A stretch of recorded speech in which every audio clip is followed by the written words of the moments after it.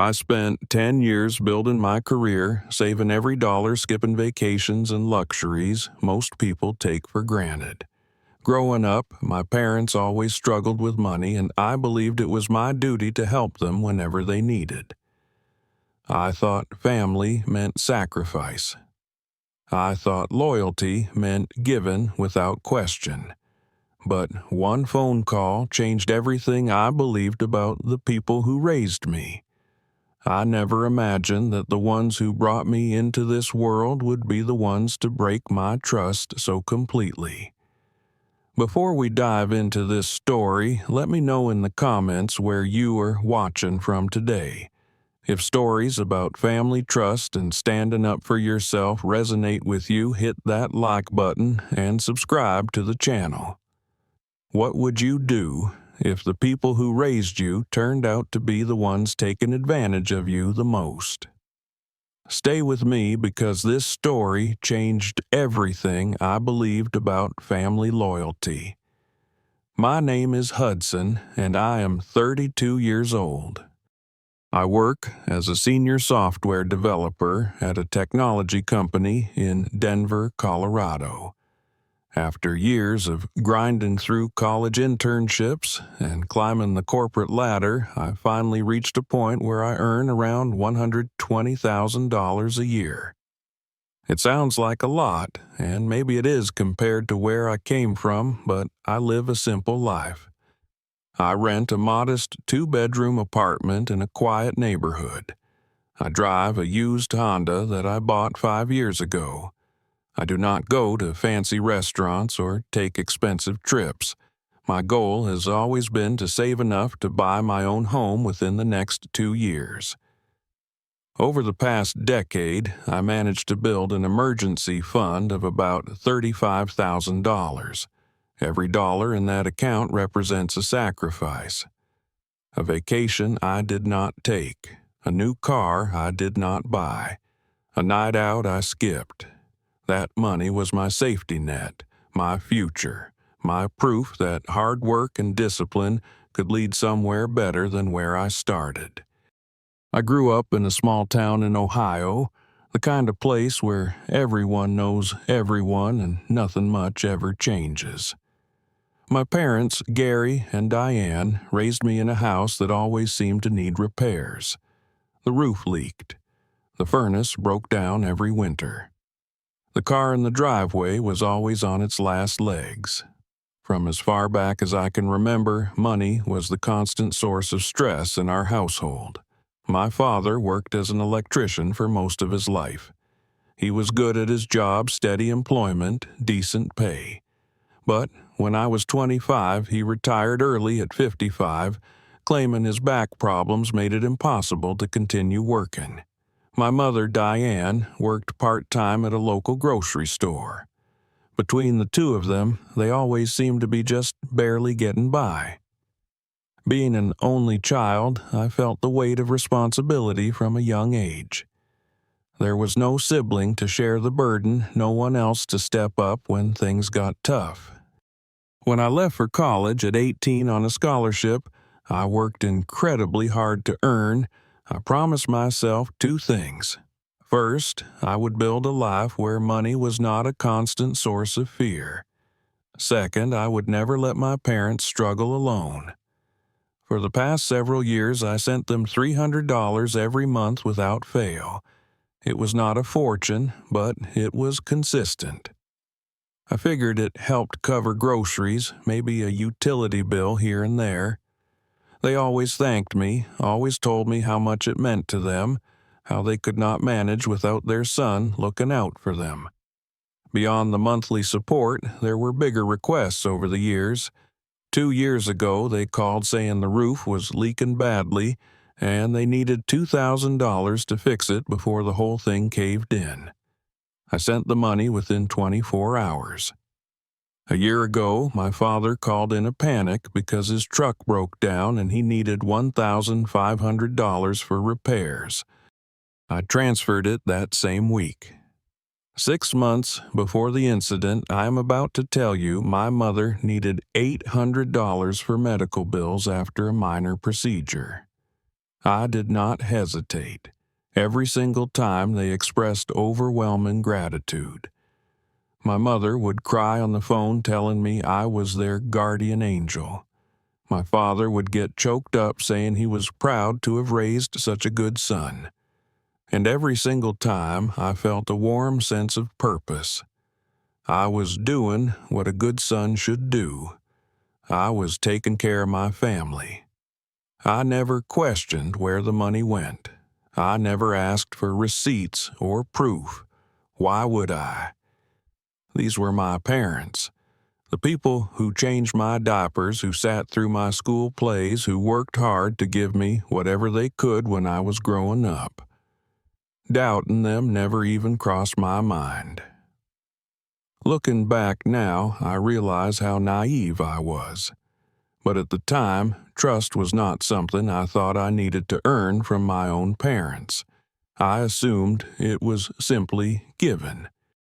That all changed on a Tuesday evening in early March. I had just gotten home from work after a particularly exhausting day. Back-to-back meetings, a project deadline looming, the kind of day where you just want to collapse on the couch and not think about anything. I was heating up leftover pasta when my phone rang. It was my mother. The moment I heard her voice, I knew something was wrong. She was speaking in that trembling way she always did when she was upset, her words coming out shaky and uneven. "Hudson, I do not know what to do," she said, and I could hear tears in her voice. "We're in real trouble this time."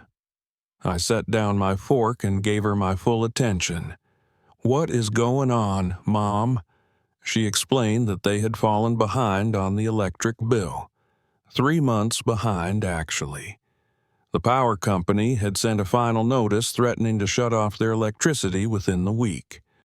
On top of that, the property tax bill was due, and they did not have the money to cover it either. "We might lose the house," she whispered. "After all these years, we might actually lose our home." My heart sank. The house I grew up in, the only home my parents had ever known, gone because of unpaid bills. I could not let that happen. "How much do you need?" I asked. She hesitated, then said, $5,000. "I know it is a lot. I know we have asked you for so much already, but we have nowhere else to turn." $5,000. I did the math in my head. That was nearly 15% of my emergency fund. Months of savings gone in a single transfer. My dream of buying a house would be pushed back even further. But then I thought about my parents, about my mother crying on the other end of the phone, about my father with his bad back unable to work. They had given me everything they could when I was young. How could I say no now? Why did it get this bad? I asked, trying to understand. What happened? My mother sighed heavily. "Your father's back has been worse than ever. He cannot even do small side jobs anymore, and my hours at the store got cut last month. We have been trying to make it work, but we just cannot keep up." I heard my father's voice in the background, quieter than usual, defeated. "Tell him we understand if he cannot help. We will figure something out." That broke me. My father, the man who always tried to be strong, admitting he was out of options. I could not bear the thought of them losing everything because I wanted to hold on to money for a house that was still years away. "I will send it tomorrow morning," I said. "First thing." My mother burst into tears of gratitude. "Thank you, Hudson. Thank you so much. You are our angel. We would be lost without you." After I hung up, I sat in my quiet apartment staring at the wall. $5,000. It was a lot. But family comes first. That is what I had always believed. The next morning, Wednesday, I transferred exactly $5,000 from my savings account to my mother's bank account. Within an hour, she texted me a string of heart emojis and the words, "You saved us, sweetheart. We love you more than you will ever know." My father called later that afternoon, his voice thick with emotion. "I do not say this enough, son, but I am proud of you. Thank you for being there for us." I went back to work feeling good about my decision. Yes, my savings took a hit. Yes, my timeline for buying a home got pushed back, but I had done the right thing. I had helped my parents when they needed it most. At least, that is what I thought. 2 days later, on Friday, everything I believed about my parents shattered into a million pieces. It was my lunch break, and I was scrolling through Facebook while eating a sandwich at my desk. I was not looking for anything in particular, just mindlessly passing time like we all do. Then I saw it, a post from my mother. The photo showed her standing in what was clearly an airport terminal wearing a bright floral dress I had never seen before and oversized designer sunglasses perched on her head. She had a huge smile on her face, and the caption read, "Adventure awaits." I stared at the screen confused. Maybe it was an old photo, I thought. Maybe she was posting a memory from years ago. People do that sometimes, but something made me look closer. In the background of the photo, I could see a departure board. The destinations were blurry, but one word stood out clearly: Bahamas. My stomach dropped. I clicked on her profile and started scrolling through her recent posts. What I found made my hands shake. Saturday, a photo of a pristine white sand beach with crystal blue water. My mother was in the shot lounging on a beach chair under an umbrella. Caption, "Paradise Found." I zoomed in on the photo. There next to her was my father. He was lying on his own beach chair wearing swim trunks and a brand new looking watch that glinted in the Caribbean sun. In his hand was a brightly colored cocktail with a little umbrella sticking out of it. I kept scrolling. Sunday, a video posted by my mother showing their dinner at what was obviously a very expensive restaurant inside a resort. The table was set with candles and white linens. There were plates of lobster and steak. A bottle of wine sat between them. In the video, my father raised his glass to the camera and said with a grin, "This is the life we deserve." I felt like I had been punched in the gut. I found the name of the resort in one of the photo tags. It was a 5-star property in Nassau, Bahamas. I immediately opened another browser tab and looked up the prices. The cheapest room was $400 per night. Most were closer to $600. I did the math in my head. A week at that resort would cost at least $3,000 just for the room. Add in flights, food, drinks, and whatever else they were spending money on, and we were talking $7,000 to $10,000 minimum. $7,000 to $10,000. My $5,000 emergency transfer had not gone to overdue electric bills. It had not saved their house from being taken away. It had funded a luxury vacation to the Caribbean. I sat at my desk, unable to move, unable to think clearly. Everything I thought I knew about my parents was a lie. The struggling, the desperation, the tears on the phone. All of it was an act designed to extract money from me. I thought about all the other times I had sent money. The roof repair, the truck that broke down, the medical bills. Had any of it been real? Or had I been funding their lifestyle for years without knowing it? The betrayal cut deeper than I can describe. It was not about the money. $5,000, while significant to me, was not going to ruin my life. What destroyed me was the realization that my own parents had looked me in the eye, or at least spoken to me on the phone, and lied without a shred of guilt. They had manipulated my love for them, weaponized my sense of duty as their son, and used me like an ATM. I did not call them. I did not comment on the photos. I did not send any angry texts. Instead, I made a decision that would shape everything that came next. I would stay silent. I would watch. And I would wait for them to come back for more. Because I knew they would. The days that followed were some of the hardest of my life. I watched as my parents continued posting from their tropical getaway. More photos of beaches, more pictures of expensive meals. My mother posted a shot of shopping bags from the duty-free store at the resort captioned, "Treating myself." My father uploaded an image of himself on a golf course club in hand, looking like a man without a care in the world. Every post was a knife twisting in my chest. I took screenshots of everything. Every photo, every video, every caption. I saved them to a folder on my computer, building a record of their deception. I was not sure yet what I would do with it, but I knew I needed proof. During their vacation, I went back through years of their Facebook posts. What I found made me sick. After every major amount I had sent them, there was evidence of spending. The roof money 2 years ago. A week later, my mother posted about a new living room set they had bought. The truck repair money, my father was suddenly wearing new clothes in every photo. The medical bills, a spa day for my mother documented with selfies and hashtags. They had been playing me for years.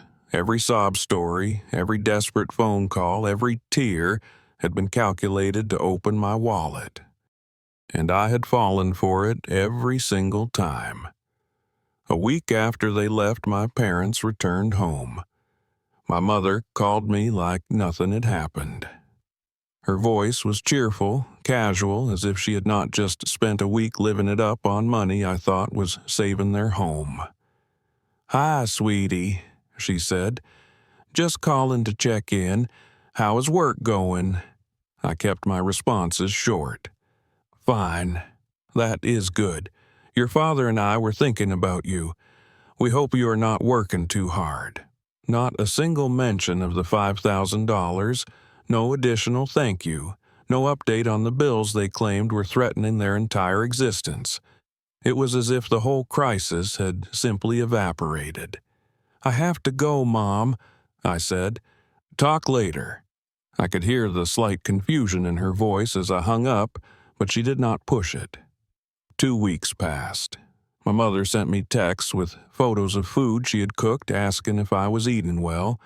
My father sent a message about a football game, wondering if I had watched it.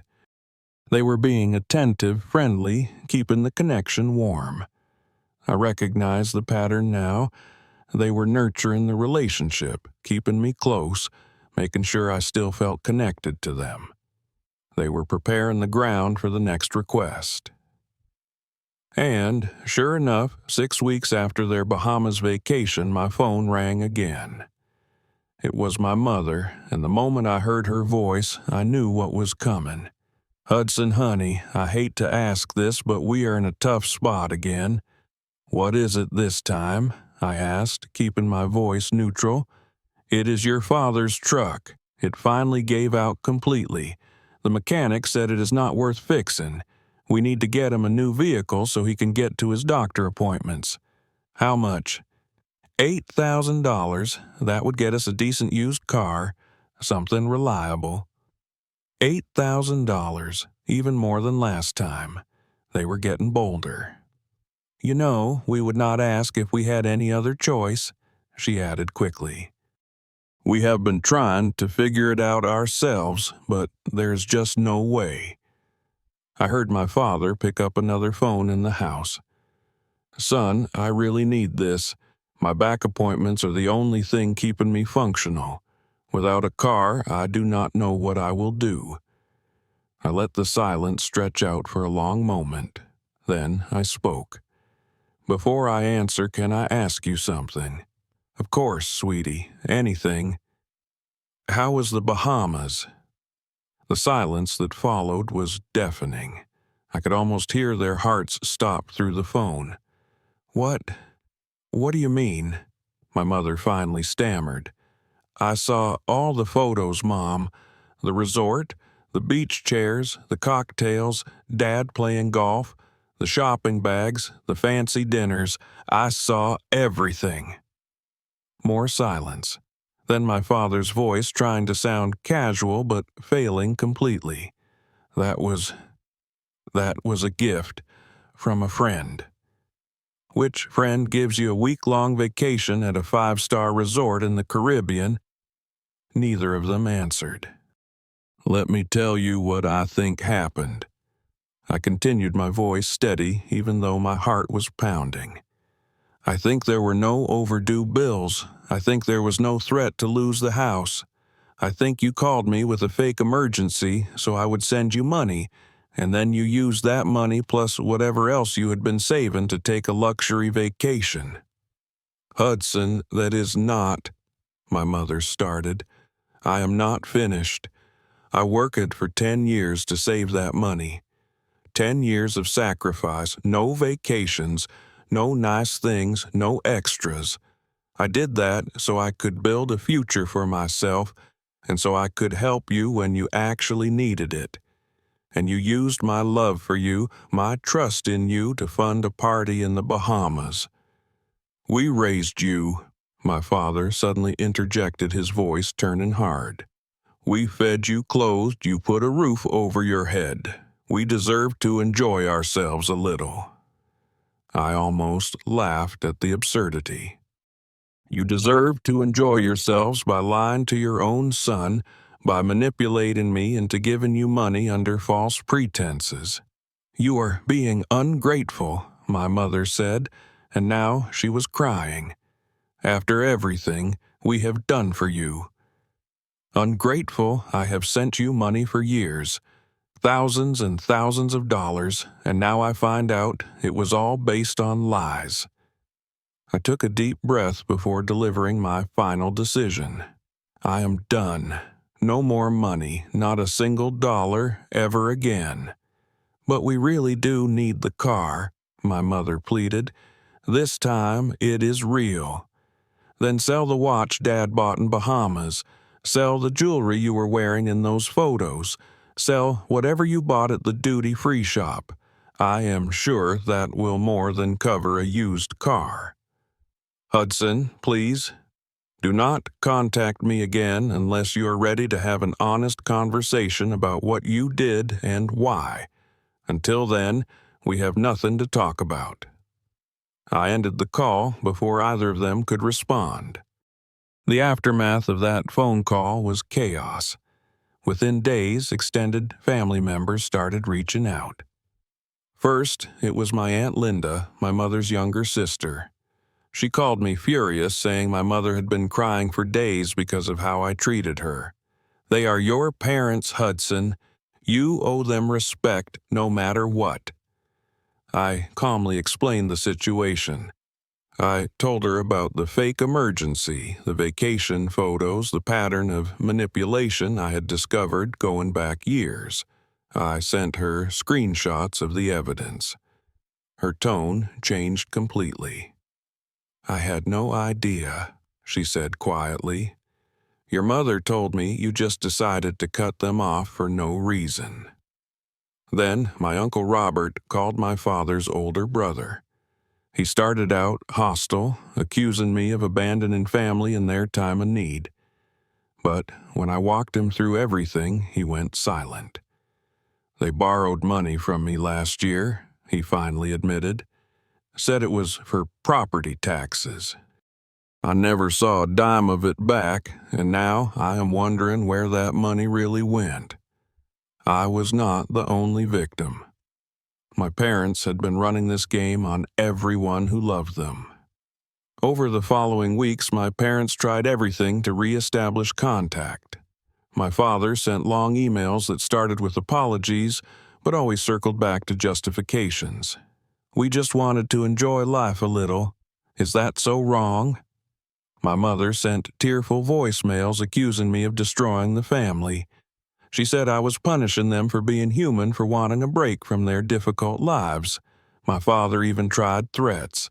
If you abandon us now, you will regret it when we are gone. You will have to live with that guilt for the rest of your life. I did not respond to any of it. I blocked their numbers, their emails, their social media accounts. I sent them one final message before going silent. I love you both, but I will not be manipulated anymore. When you're ready to have an honest relationship, I will be here. Until then, please do not contact me. The first few weeks after cutting them off were brutal. I second-guessed myself constantly. Was I being too harsh? Maybe they really did struggle sometimes and the vacation was just a moment of weakness. Maybe I owed them more patience, more understanding. I started seeing a therapist to work through these feelings. She helped me understand that what my parents did was a form of financial and emotional abuse. They exploited my love and trust for their own benefit repeatedly and without remorse. Setting boundaries was not cruel. It was necessary for my own well-being. Slowly, I began to heal. I threw myself into my work. I reconnected with friends I had neglected while always prioritizing family emergencies that turned out to be fabricated. I started exercising again, cooking real meals, taking care of myself in ways I had forgotten. 3 months after the confrontation, I realized something had shifted inside me. The constant weight I had carried for years, the anxiety about my parents' next crisis, the guilt about never doing enough, all of it was gone. For the first time in my adult life, I felt free. A year has passed since I last spoke to my parents. In that time, I saved enough for a down payment and bought a small condo of my own. Nothing fancy, just a quiet place I can call mine. Every room represents a sacrifice. I made a choice to invest in my own future rather than funding someone else's lies. I do not hate my parents. I have worked hard to let go of the anger and resentment. Holding on to that kind of bitterness only poisons your own life. I have forgiven them in my own way, but forgiveness does not mean forgetting. It does not mean opening myself up to be hurt again. If they ever reach out with genuine remorse, with a real desire to rebuild our relationship on a foundation of honesty, I will listen. But I will never again be the person who gives blindly, who trusts without question, who sacrifices his own dreams to fund someone else's deception. The hardest lesson I learned through all of this is simple but painful. Blood does not give anyone the right to take advantage of you. Love should be built on honesty, not manipulation. And sometimes the bravest thing you can do is say no to the people who raised you. I want to ask you something before I go.